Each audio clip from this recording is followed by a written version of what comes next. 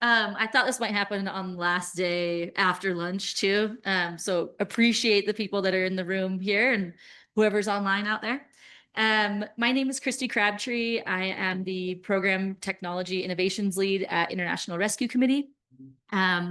I am delighted to be moderating this panel today. I want this to be a really honest conversation. And so we've been prepping for that in advance of this. What we want to talk about today is not what innovation could do, but what it actually takes for it to survive contact with reality, and what it looks like when it doesn't do that as well. I think this is a really important conversation right now because there's so much innovation, and arguably with AI, there's going to be a lot more innovation. But as one of the panels that I was in earlier this week talked about, the rate of things going from pilot to scale has remained the same for like the last 10 years. It's stayed at, what was the percentage she said? I think it was maybe like 70%, which I actually thought was kind of high for my own personal experience of what I've seen happen. So we want to talk about that today. What happens when we get to the end of a pilot? How do things move forward, or when do they not move forward? Which is, in some ways it could be a technology problem, but is often a systems problem, a power problem, a operational reality problem. And that's what I hope to dig into today. So we are bringing together three people with that are coming with like different perspectives on this, which I think is really interesting. So Kate is the CEO of ELRA, which has spent close to 2 decades, right? Funding humanitarian innovation and asking those really hard questions about what actually reaches scale. That's a place that they've spent a lot of time and effort digging into the research on that. David leads the Open Mapping Hub for Eastern and Southern Africa at the Humanitarian OpenStreetMap team, which is building community-owned data infrastructure. And Gaurav leads the meal and digital solutions at Estonian Refugee Council, so deploying digital tools in some of the most complex environments here. So we have a kind of community focus, we have a funder researcher focus, we have a field implementation focus. And so I hope to bring these 3 lenses into the room today. I'm going to start with just kind of trying to get at this high level question of what happens after the pilot, and then we're going to dig in a little bit more. I am going to try my best to carve out room for some Q&A with the audience as well, so it's not just us that you're hearing from. So Kate, my first question is to you. ELRA has funded humanitarian innovation for close to a couple decades. From where you sit, what's the most honest answer as to why really promising innovations don't make it to scale? Is it a funding issue, an evidence issue, a power issue? What do you think from your perspective? And maybe, Thank you, Christy, and good afternoon, and thank you for inviting me to this panel. Yeah, evidence, funding, and political issue. I would say all three, actually. But I would say that perhaps we hide behind funding and evidence, and we don't speak about the political side of things. I would argue that scaling is a political act in and of itself. It is true we have, there's a real problem around evidence. I think there's a conversation that needs to be, we need to have honest conversations around the fact that evidence that supports scaling does get amplified much more, whereas if it doesn't support scaling, it sort of is swept under the carpet. On the issue of funding, I think we could have a whole conversation around the funding realities for the humanitarian development sector. There will never be enough money to solve all the problems that we want to solve. But I think what we've seen in our almost 20 years of research and innovation is that there is funding. There's lots of funding for piloting new ideas, but there isn't a lot of funding around the next steps thereafter. So, the change process that goes with that, institutionalizing beyond piloting, those conversations aren't really happening in the rooms where funding decisions are being made. And that is affecting the ability to move things forward. It's a sticky point. Going back to my earlier comment, scaling is a political act. It's quite a bold thing to say, but I would argue they are, you mentioned this before, there are power dynamics in every conversation. I think it's important to recognize that. What is the incentive for someone to want to scale innovation that's been piloted and tested? What are the power dynamics between those who make decisions that might be sitting in the global north versus those who are sitting in the global south? Where is the voice of the community in this? There are some dynamics around procurement, who's making the procurement decisions around what really gets into the procurement catalog for the largest agencies where there is ability to do more reach and impact. So I think it is a political act. And what is the incentive around those who do make the decision around what is scaling? What is what that can be scaled up? And how can we incentivize the right conversations that break down those power dynamics? Yeah. I want to go to something you mentioned about community and pivot this over to David. Open mapping has grown and survived beyond individual projects in ways that a lot of humanitarian innovations don't.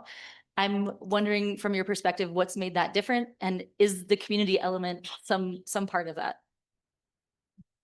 It's difficult to go after that because it talked about so many good things, right? So power dynamics, incentives, why the really how and also about the procurement, right? That makes things scale. On to the question of, yes, how does something like open mapping survive longer than most others? Is yes, there's that aspect of community. It's also because it could be, particularly because it's also a way of thinking. It's a way of acting in the world that speaks to many people. I don't want to call it an ideology, but it is a way of presenting oneself and choosing how to step up to contribute. So if you're able to find that thread between what is the, as you say, incentive, right? So what is the in the individual interest and what is the collective interest, and being able to connect that to a mission and a way of contributing that is larger than, and it's not, it's not closed off. It allows for a lot more people. It's a lot more inclusive. Then it's a lot easier for the open mapping community and the open mapping process to live further. While you'll find most corporations might not have the same way of, hey, if you want to contribute to the data or to the work we're doing, it's a lot more closed off. You have to apply for a job. You have to, find the right incentive mixtures there. So I think that's why this has been last. Gaurav, you've deployed digital solutions, as I mentioned at the top, like in a lot of complicated contexts and different ones as well. When you have an innovation that goes to the front line and it fails to embed there, it doesn't get to that scale point. What's the most common, honest reason from your perspective? I think one of the most honest or most common cases that I've experienced is that the technology reaches the field before the organizations are ready.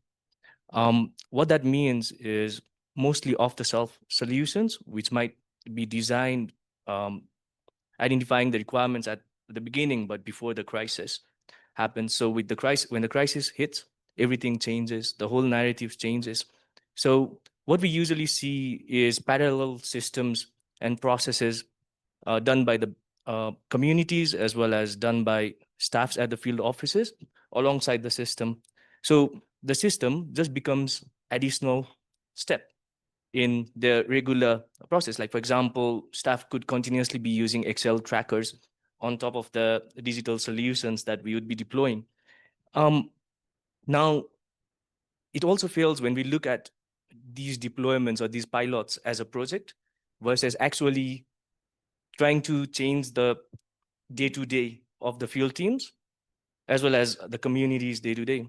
So, and we have to keep in mind that we are usually working with people who are just affected by crisis, who've lost their lives. or whose lives have changed. And oftentimes we ask communities to adopt faster than us as an organization have. I'll leave it there. Yeah. There's a lot there. I'm thinking about all the Excel trackers where I am when there's another tool that like, this is the scale tool, this is the official tool. And then everyone's like, okay, yeah, that's the official tool, but we've got our Excel tracker that we really like here. And it's something someone built, you know, in a really scrappy way and it works for them. So there's a disconnect between that and anything else. I want to talk a little bit about problem definition to kind of get at the root of this. Who actually defines the problem that innovation should solve or address in some way. Is the sector, in your perspective, getting better at facilitating spaces and ways for communities to answer these questions? Or is it still mostly a talking point in spaces like this? And so, David, maybe to you, I'll start. The Open Mapping Hub is built on community-generated data. Does ownership of the infrastructure actually change what survives when a mapping project or an initiative ends and it persists? Why does it persist? Is it related to this problem definition? Is it related to ownership? Yeah, I would love to hear from your perspective. I think what it is it gives a starting point. So how it persists is that when you start mapping a specific area, you might find that, yes, it's a little bit empty. For example, in areas of either South Sudan or Burundi or rural areas in Mozambique, it's very empty. However, because you're connected to community, you're connected to other people, you feel a sense of ownership of, this is my area and I want it to be on a map. And people tend to tell, well, not tend to, they do tell us that. They say, hey, I don't see my home or my house in this area. And my grandmother's house in that area is not also identified in this map.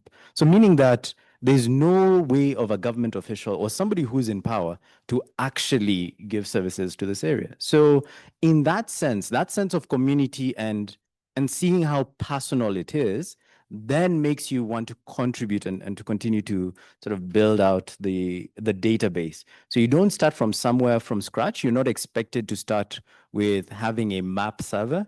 It's that you're given the platform to be able to contribute data and to speak and to make available your information in a place. And that has been powerful from the community that we've seen and we've built.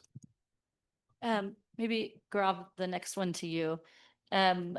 There's at least in what I've seen, and I'd be curious if this is what you've seen as well, there's a gap sometimes between what communities say they want in a co-design process and what they actually want to use when something is actually built. How do you navigate that? Is there something that you try to do differently in the problem definition stage that helps to address that? I think we definitely have to start somewhere. And what we realize during these design sessions as needs might not actually continue to be needs when situations change in the field. I'll touch on something that I was talking about a little bit earlier in terms of when we deploy or pilot a system or an innovation at the field or communities.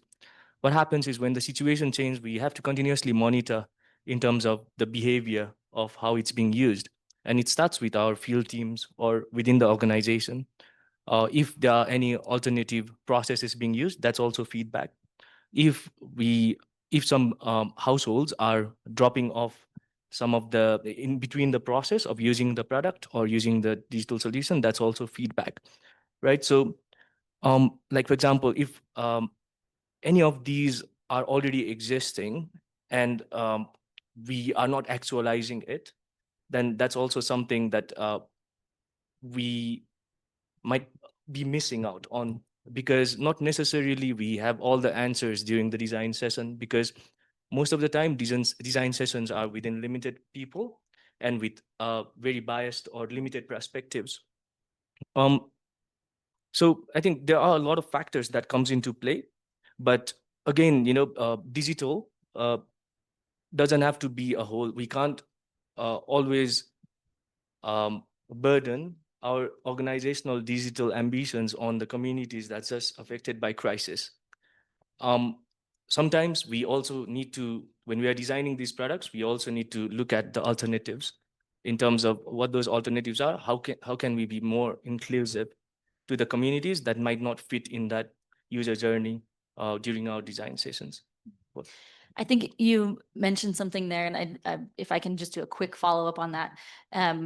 There are signals that we are getting that might not be formal monitoring that we're doing, that there's something wrong with like the problem definition, or the problem has evolved in some way. Are you tracking those things, or do you just, is it a formal thing, or are you just, informally aware and thinking like, okay, I'm getting some hesitation from people, or they're saying different things than I heard before, like we may need to think about shifting? I can give an example of what we do as Estonian Refugee Council. So right now we are intentional that most of the solutions that we design for our field staff or for the households that we support or communities, we are intentional about looking at the user journey. Um, we design these functionalities, features, etc., based on the problems that come up. And these problems can come from multiple avenues. It can come from our staffs, our field staffs who are saying they're facing challenges with specific processes, or they can come from communities as part of complaints and feedback mechanism, because, or it can even come from us not being able to reach specific group within a community. So those are all part of feedback that we should actualize on. And I think innovation as a whole is an iterative process. It's not a one-off solution. So we need to be open to changing our previously defined definition of goals. Yeah. I mean, I think that's a nice segue to what I wanted to ask you about, Kate, in that like you're looking at the innovation life cycle from this initial pilot or even pre-pilot up through scale. Where in that journey, in that life cycle, do you find it hardest to ensure that the problem definition is genuinely coming from the community? And knowing that it might evolve, right? Like you might have come in with something that was like a solid problem from the community, and maybe you're getting past the pilot and you're looking to open up into a few more sites, but there's a problem with problem definition. Yeah, I'm curious, where do you see that start to come up the most in that life cycle from pilot to scale? Yeah. I like the word you used, iterative process, but I would argue that it is at the early stage. I think that's where it is the most difficult, because the impact evidence at the early stage is typically much weaker, and there isn't enough investment at that level. And so I would also argue that sometimes when something is put on paper, it can just present such a glossy and wonderful picture that this is the impact we will have. So I think it's important to be mindful that early stage needs to be designed in a very strong and robust way, and to include the voices of community at that early stage. Yeah, I think that's what I would say in principle. What we have found in ELRA is this whole idea around collaboratives.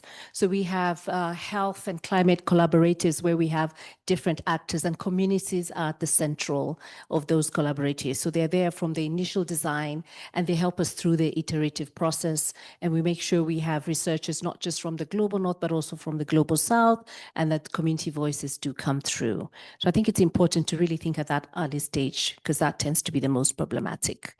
Yeah. I want to shift a little bit to what environment we are in right now at this moment. There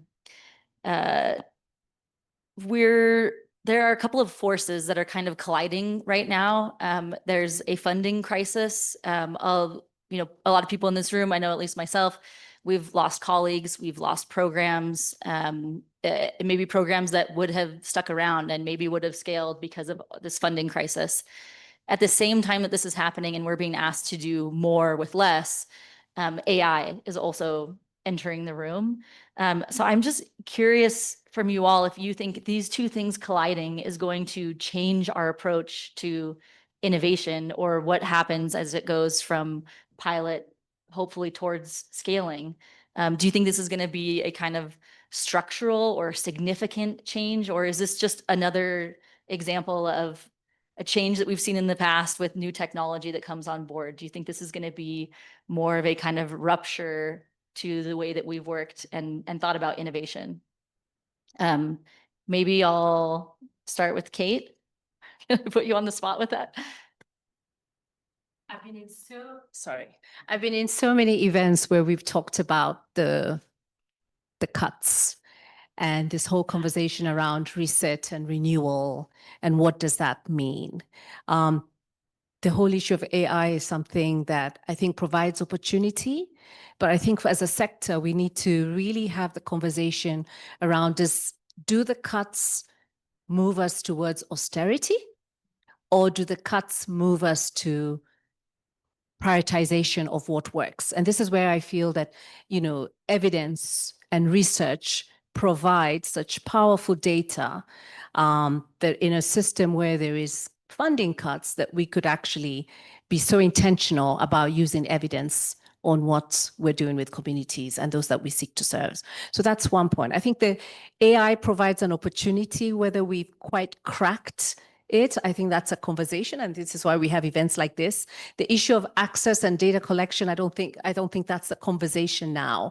I think there are conversations that need to be had and are being had around the whole governance around AI and how we can use it in a way that respects the needs of communities and in a way that doesn't take away from the principles of design, as we mentioned, early stage, et cetera, to make sure that it's tight enough and the best practices we've adopted in previous reiterations in the sector do get center stage, even as we roll out AI. I think AI is here to stay, so it's about how we embrace it and make sure that the governance is robust around it. I think that governance point is such a good point to make. I think that we are, about to be flooded inside our own organizations, but then across the whole sector as well, with people have the capacity to do and create things that don't require them to necessarily work with other people. In the past, if I wanted to develop something that has a technology component, it would require me and several other people to do that. And there's a lot of space to just do something on your own now. So I'm curious, we can go to you, David, what your perspective is on this. These two forces colliding, what does that mean for you at OpenStreetMap? Yeah, I mean, I have to mention one thing. I was in the early spaces of civic tech and using tech for good many years ago. And I know that we are right now in a funding crisis, and it feels very bleak in many cases. But I want us to take a moment that, and maybe this is the human condition, what technology has allowed us to do so far in the last 15 years alone has been massive. It's been nothing short of a miracle. And I think we don't acknowledge that enough. I think we've gotten used to having access to the phone, having access to Uber, having access to all of these items, that we forget how monumental the changes happened in the last 15 years. Let me just give you one example. So as to be able to identify where a school is in rural Mozambique, you had to know somebody who comes from that region, who knows somebody who comes from that district, who knows somebody who comes from that province or from that village or from that area, to know where the school is so that those children can have a classroom. Okay? That process took months. It took years. Right now we have to do, that's why our census are 10 years long. Right now with the technology that we have, with the satellite information that we have, with the phones that we can call somebody and know, oh, here's a contact list and I can call somebody. That never existed 20 years ago, right? It was a lot more difficult.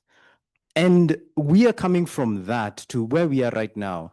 We can still take advantage of the technologies that exist so as to be able to make a difference. And we are.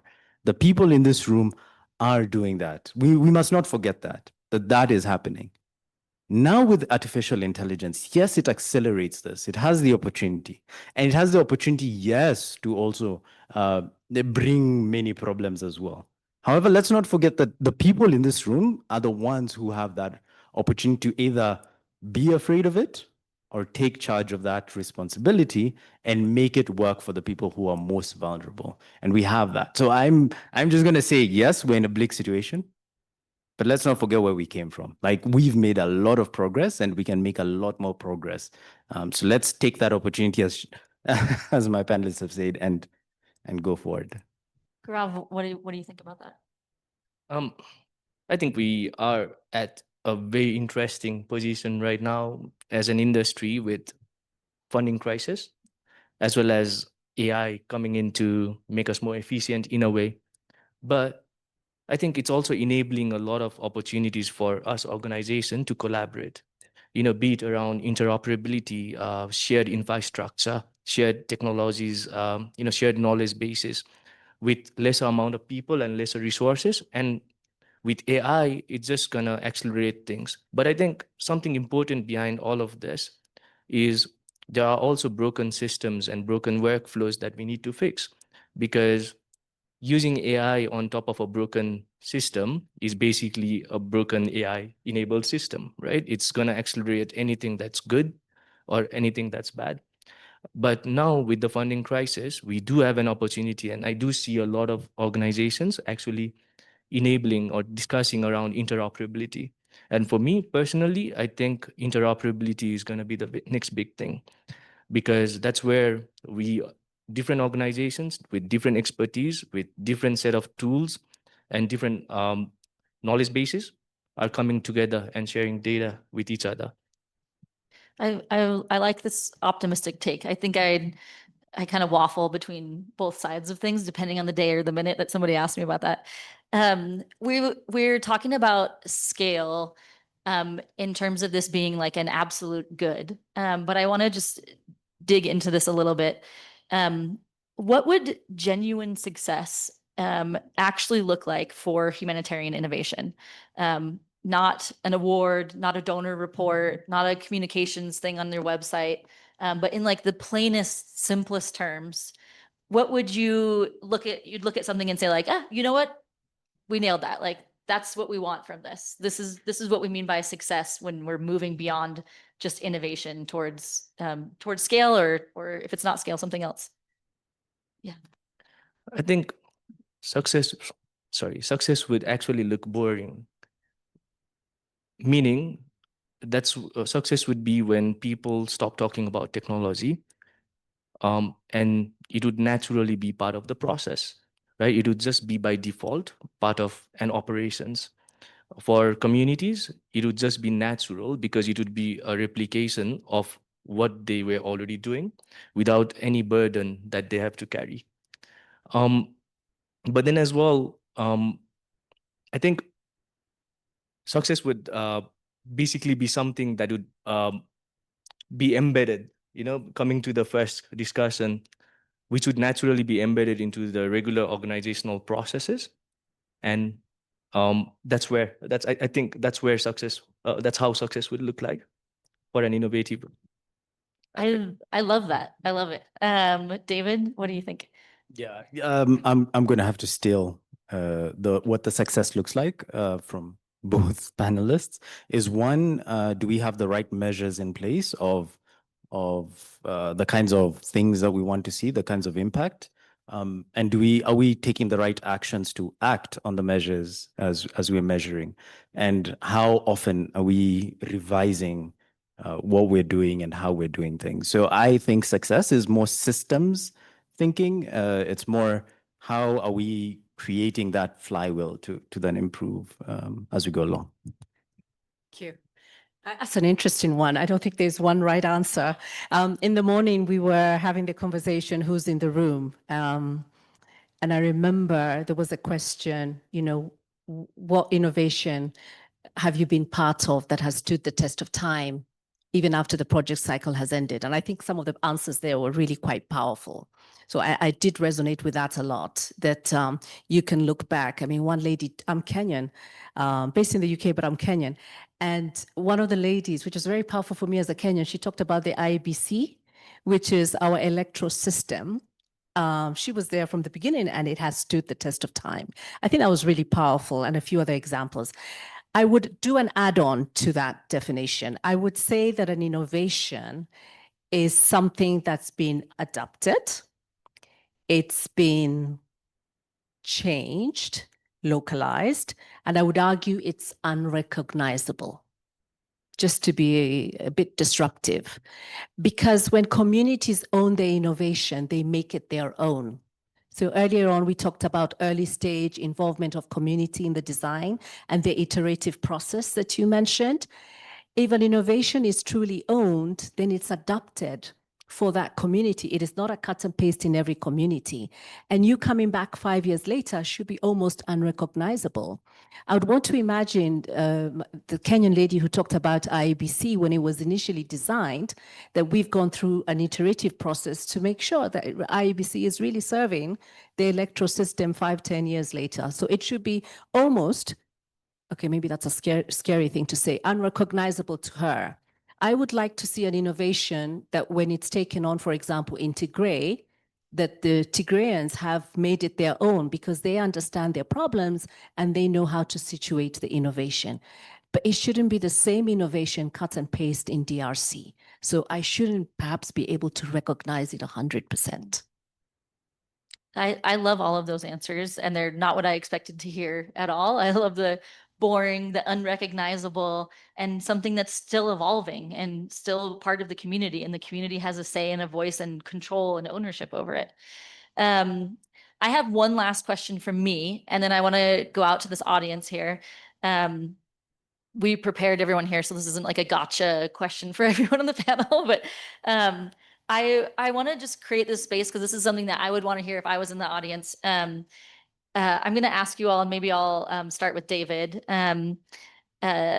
Think of an innovation that you've been close to, one that you funded, built, deployed, that didn't work, and not because of, bad luck at the moment, but something structural or systemic that got in the way of it going past an innovation. What was it? And then also, what could we all learn from that? Like, what's the takeaway if we're not all working in mapping? What's the takeaway for everyone else from that? So I think back in the day we built, and I'm going to take the IBC example, is voter registration systems, which were grassroots. So meaning that you could use it on SMS, check your verification. It was wonderful, fantastic. Worked nicely because we downloaded a PDF, made it happen.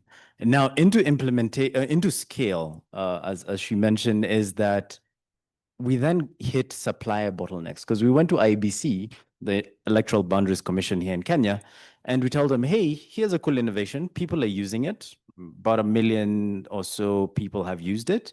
We want 16 million at the time people to have access to this thing. And they said, oh, have you registered with the government to be a supplier?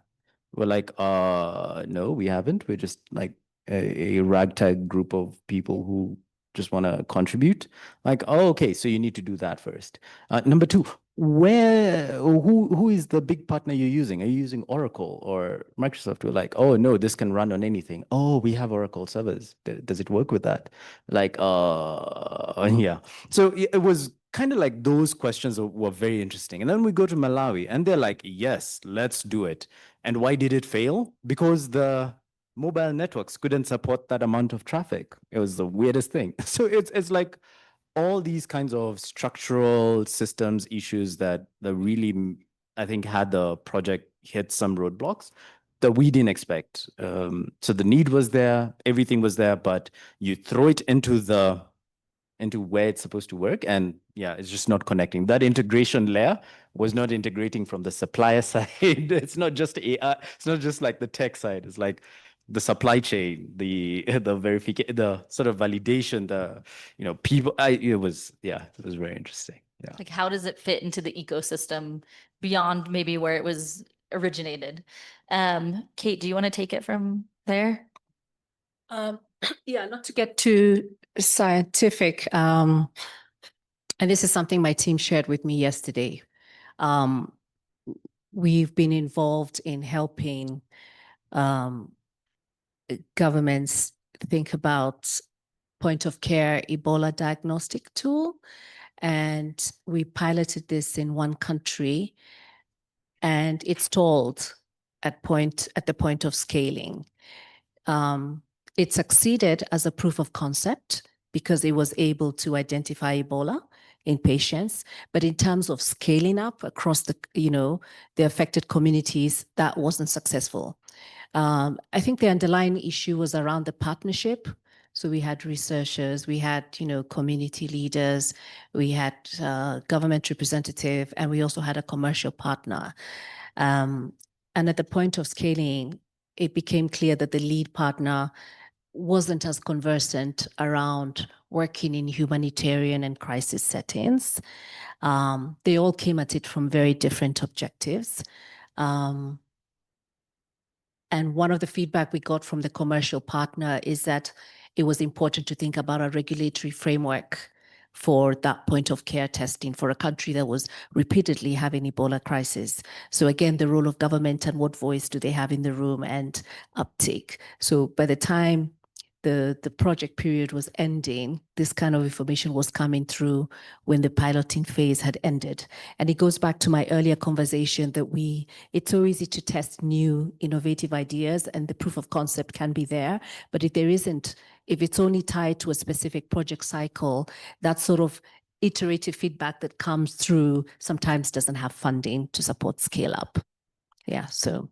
Yeah, I think you bring up so many good points, but one of them being like in that initial period when you have your pilot, you're looking at certain factors. And then as soon as you go into that broader world, there's a lot more to consider that we somehow forget to consider really often when we're like, okay, this thing worked. Like, let's go apply it here. That adaptation is engaging completely different stakeholders than you might engage with, and regulations, policies, all these kind of things that are not the funnest thing for me, but important to actually get this to scale.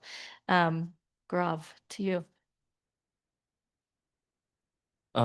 So this is an example from back in 2017-18 from Nepal. So we were on the same train as everyone else chasing blockchain back then. So we started building a mobile voucher solution based out of a digital ledger, where people could use a feature phone just to send SMS, and then they could withdraw the cash that we'd have sent them. So basically, we are sending them points.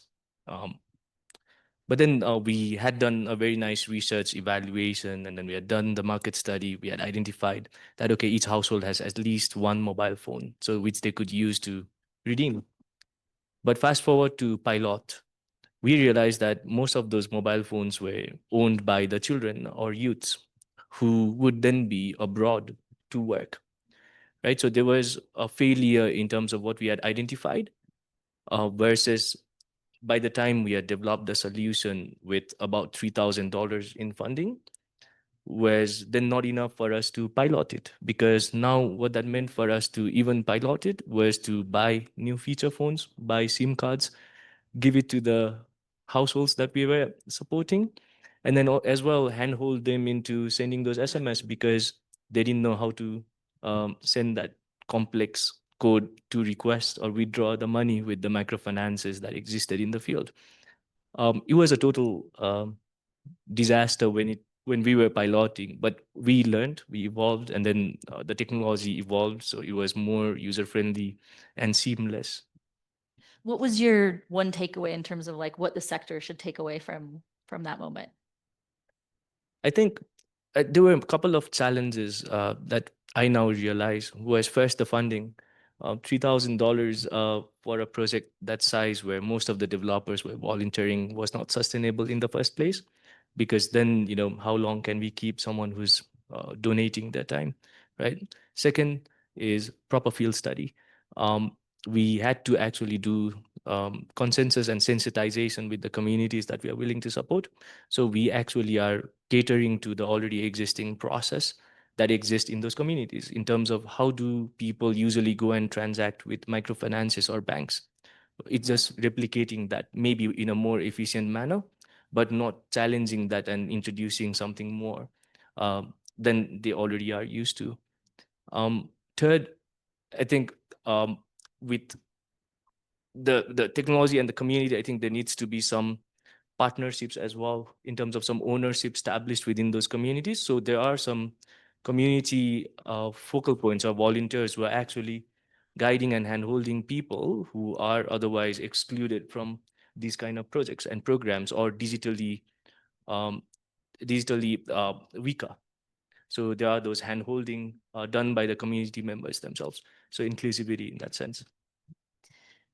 Maybe I want to take this question out to the audience. If anyone is bold enough to share something that, failed is a big word. It could be like lowercase failed. Awesome. Would love to hear.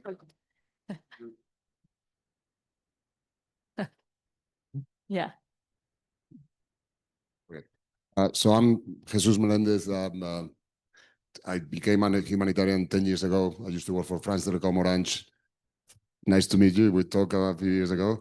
I know by name most of you, but currently I work for Arizona State University. I'm not a researcher. I lead the technology and service management of an initiative called Education for Humanity. Basically 10 years ago, the president of Arizona decided, we're going global with our online digital learning capabilities. It's one of the first universities that really invested heavily on online so that they could, project themselves and offer their courses globally.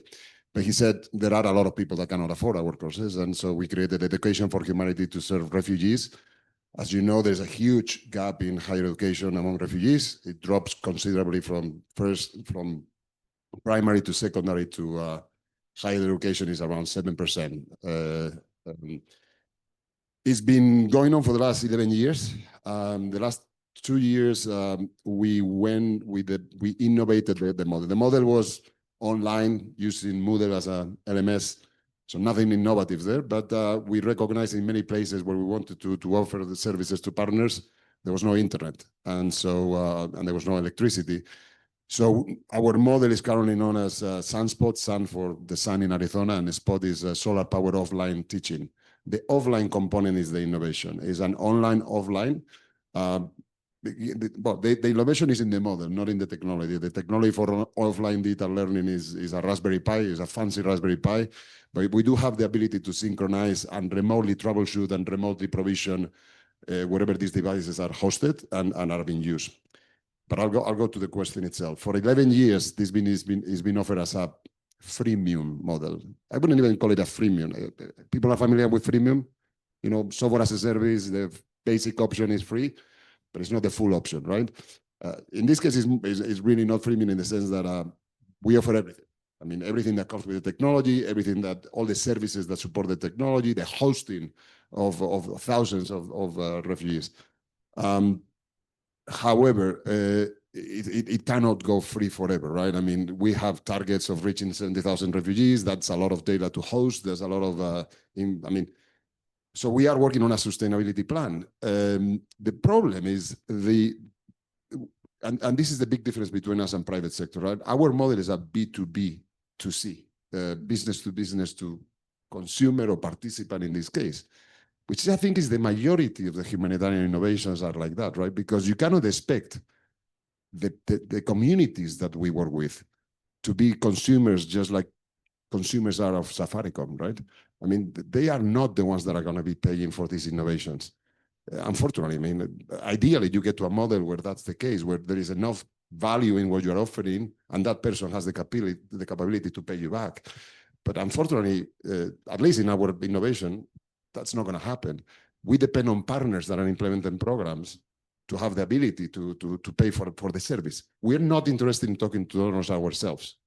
The implementing partner, whether it's a refugee-led organization or an international NGO or a national government, they are the ones to secure funding and to pay us a little bit to support the service. That's not happening. And that's the reason. Now, I mean, we're coming up with all sorts of financial sustainability models. There's just not money out there. Even though there is a huge value recognized by the refugees themselves, by the communities, by the organizations, they have no money to pay back for the service. And of course, the refugees themselves, the learners have no money whatsoever. So yeah, I don't know. That's just my case. Thankfully, Arizona will continue to support the model. But I think it's important to continue pushing for that financial sustainability, because I think it kind of, otherwise the innovation kind of loses value in a way, no? So over to you guys. Sorry for, it was a little bit of a long. We talk so much about sustainability, but I think calling out the financial part of that is so important. There are so many good products out there that organizations have made, and there's a demand and there's a need, and then there's not a model to have it stand up financially. Like someone's got to support these tools, someone's got to host the data, someone's got to make updates, do the security checks, even at a minimum outside of like any iteration or evolution of the tool. And it's hard to sustain those things. So yeah. Before the actual pilot, the pilot usually comes, training user trial comes. When you run a pilot in the private sector, when you run a pilot in the private sector, your project is not the pilot. The pilot or the friendly user trial is something that you do before you launch the product to market to fix a little bit the. I used to work for Orange, and we have something called simplicity model that go hand in hand with our time to market methodology. Simplicity was our way of constantly reviewing the product before and the customer experience before we launch it to market. But the end wasn't with the FUT or the pilot. As long as it worked, there was money to continue expanding. If private sector does it, I don't know why we cannot. Yeah. I think our colleague from Australia, maybe in the back. Yeah. Hi, I'm Mitra Arden from Frugal IoT, and I've built and scaled 3 ventures, one of which is in this space, one of which is 40 years old. And now I do a lot of mentoring of young innovators. And the question that keeps coming up is, why should they bother? Because even if they build the pilot and they solve all the really hard problems that you've correctly identified, the challenge is no one's going to fund them to go to scale. Neither if they're non-profit, the donors and the foundations and the DFIs are more interested in funding other pilots. And if they're for-profit, the impact investors are not going to fund it because they're too small for the big investors and too big for the angels. So why bother? Why should they waste their effort developing an innovation when they know it's not going anywhere? And that comes up time and time again with these mentees. I would love to turn that question to the panel. Why do we even bother with this?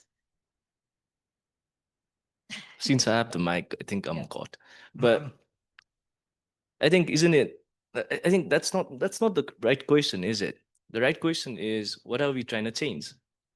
Innovation comes from a problem, and the problem is faced by people, and we don't want people to suffer, right? So, and I think the objective of every innovation or everything that we do in life is to make, at least in this industry, is we try to make lives of people better or release the burden from them, right?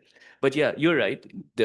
Especially right now, and something that we're touching on a little bit earlier as well, with the funding challenges, it's gonna be tougher, right? So it's going to be tougher and tougher, and it's competition, right? But then what I've also seen is, if there's certain innovation and is adopted by communities and it's actually bringing change, it's actually taken off without funding, right? So I think there's this, how do you say? There's this balance in terms of what succeeds and what doesn't. 90% of them fail, but not necessarily the fault of the technology or the people, but then it's just not fit for purpose or wrong system, right? Wrong time, maybe. I don't know if anyone else. Sorry, Gav, can I respond to that? You're completely right. The reason they do it is because they care about the issue. They care about the problem.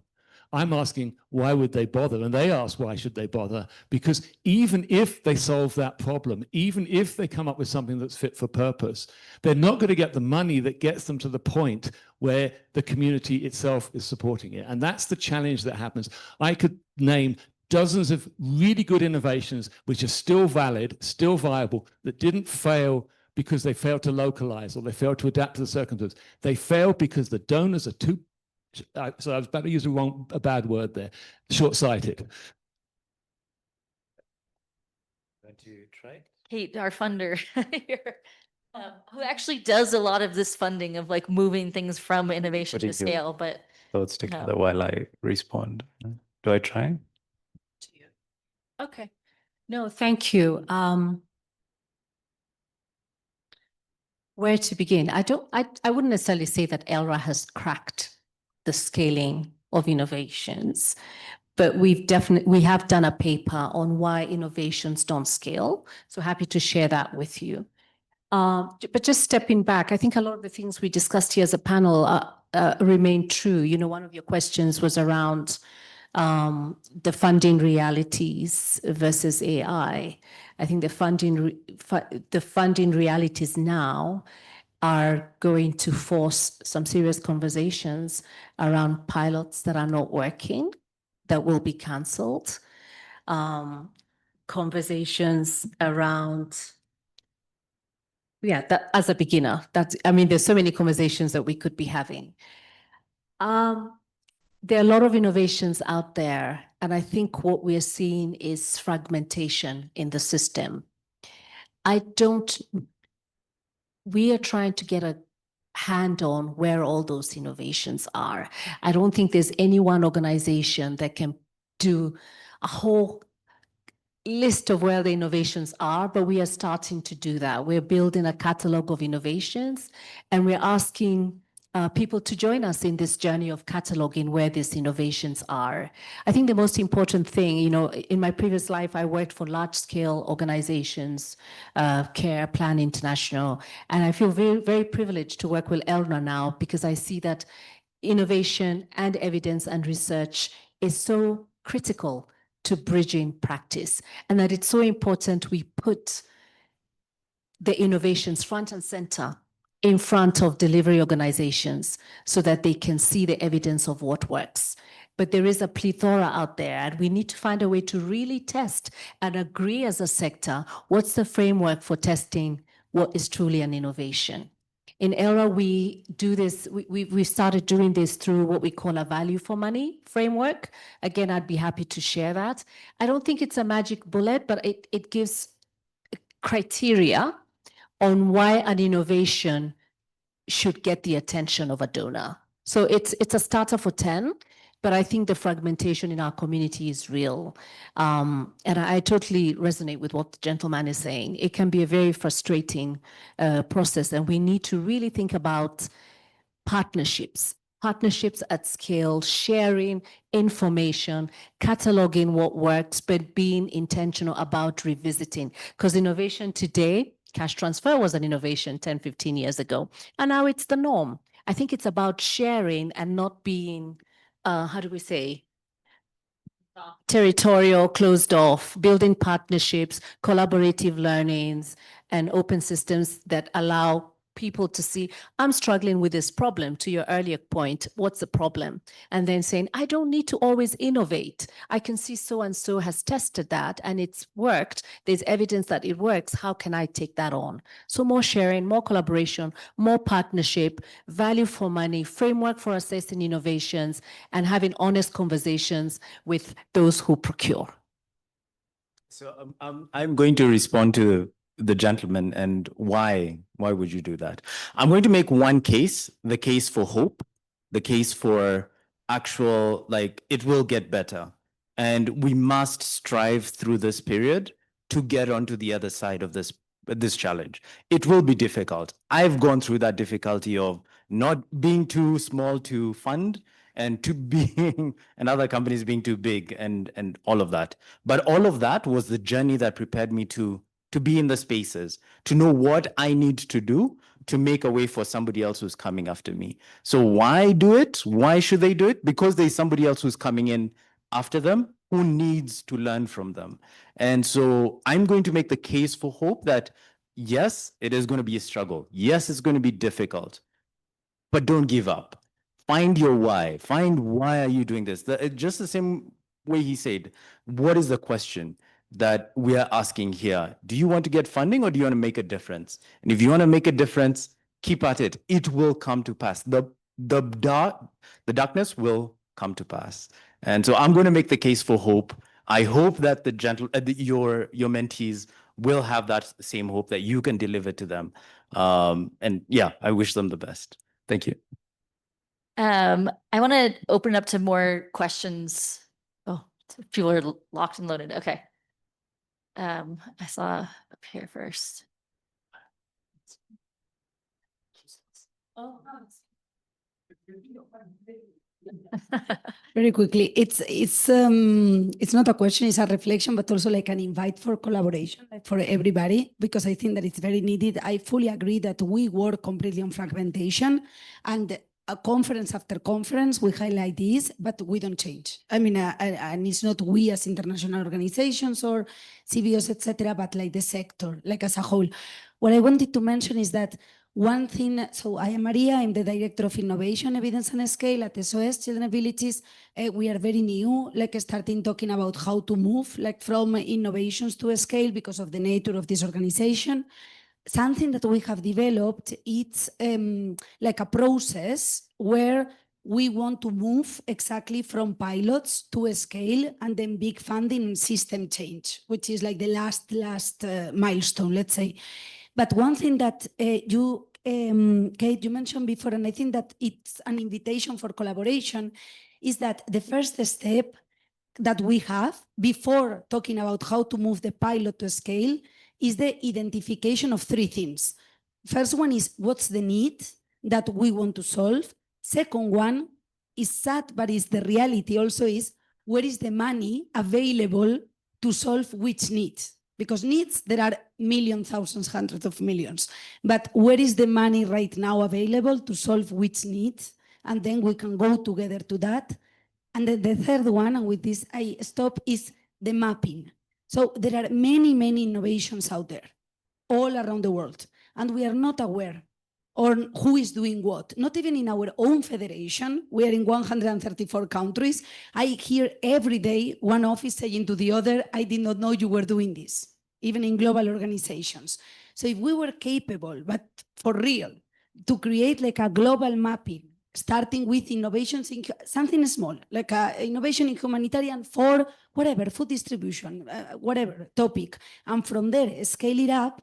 Then when you go to pilot, evidence, for sure 100% vital, scale, etc., I think that we will be much more effective and lose less money on all this. Thank you.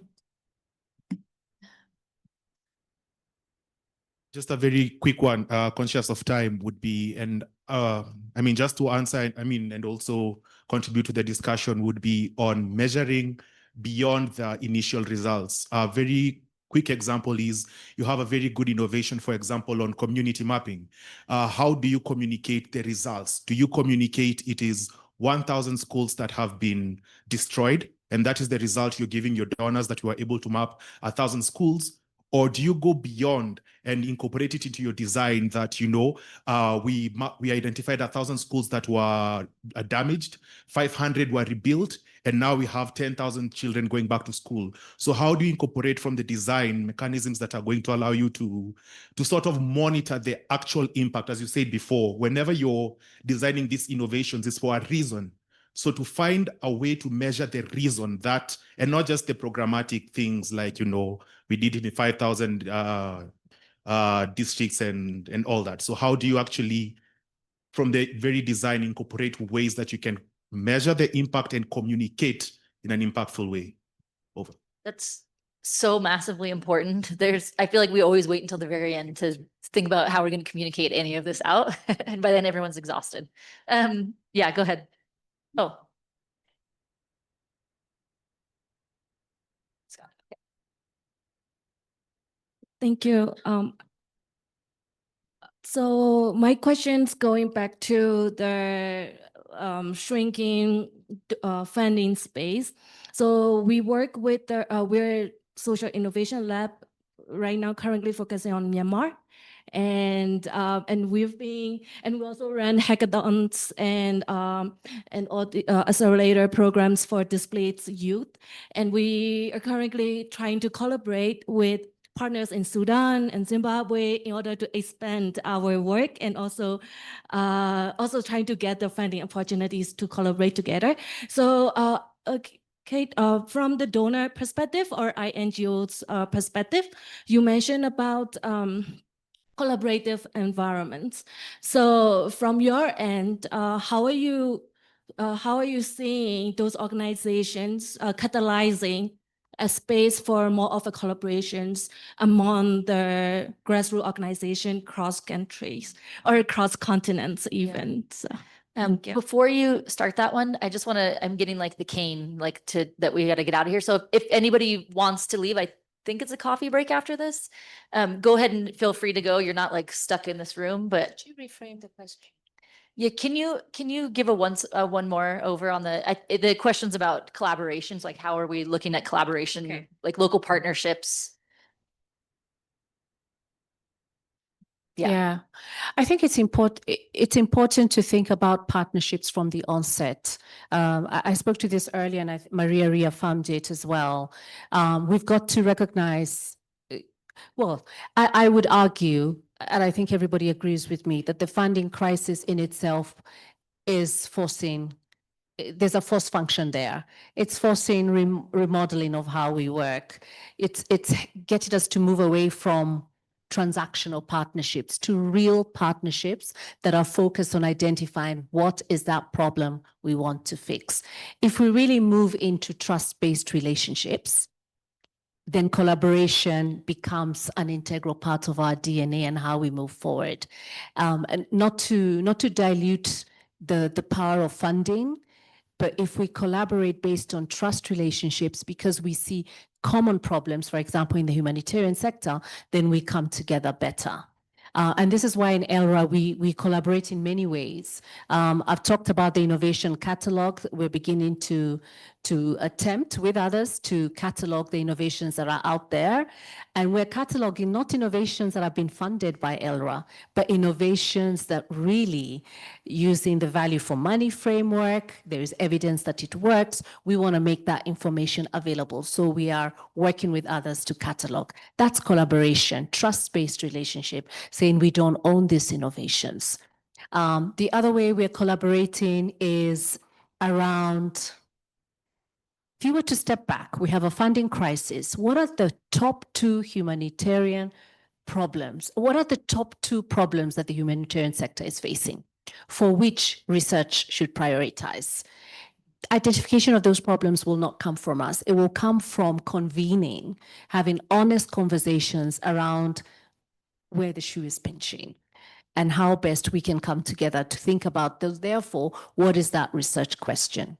In partnership with IRC, FCDO, and ELRA and others who are coming on board, we are thinking through establishing a humanitarian work center, which is a virtual center open for partnerships and collaboration to identify what are those 1-2 problems that everybody is grappling with, for which we need evidence.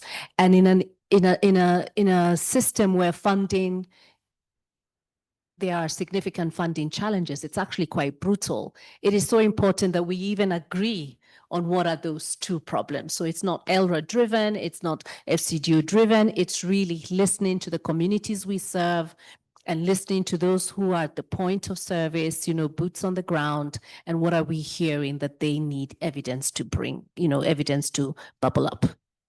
Thanks for that, Kate. They're giving me the look now, like, so we'll wrap there, but can I say the panelists may be available afterwards for additional questions? But just a thank you to all of you for coming up here and also sharing things that are vulnerable to talk about things that didn't work. So thank you so much.